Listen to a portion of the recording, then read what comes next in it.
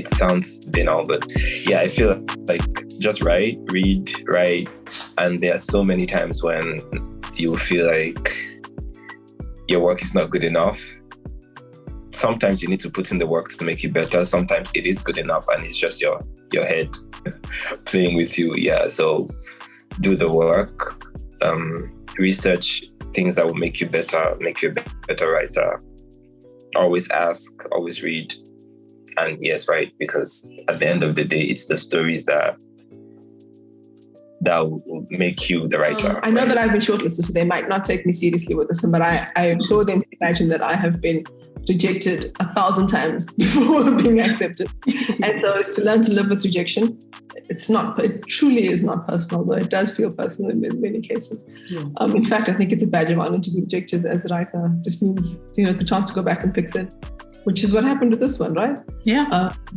And then also, I think, to be intentional about writing. I think that's when things changed for me. Like, I knew I wanted to be a writer, but I wasn't actually doing the writing. And so, just to get up every day and sit.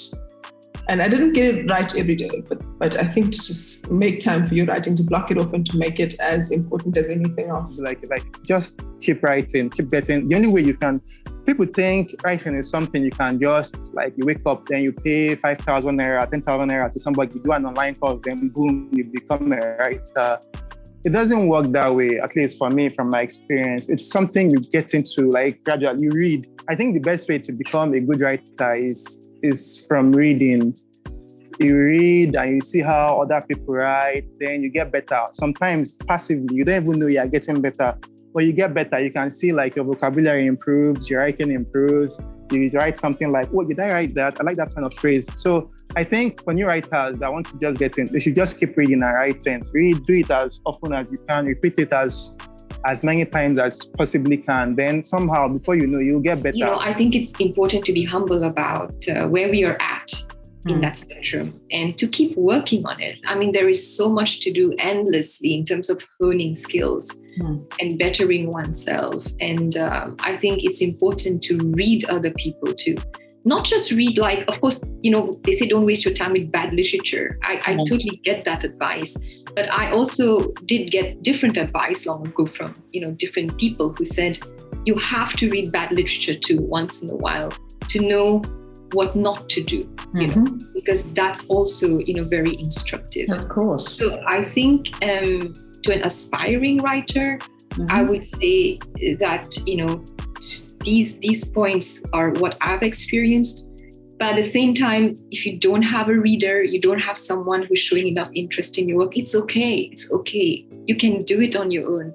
I would suggest maybe one technique is this idea of move away, take some time off from your work, come back to it after a day, after 2 days, after a month, after 6 months, a year.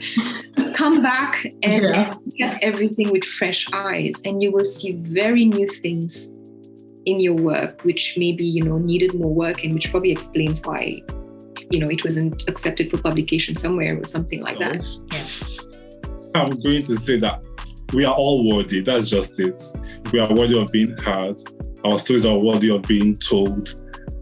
And against all odds, you can be the writer that you believe you can be. You just have to believe that you are worthy of being one. And yeah, that's mostly it. Yeah. That's great advice. Thank you so much.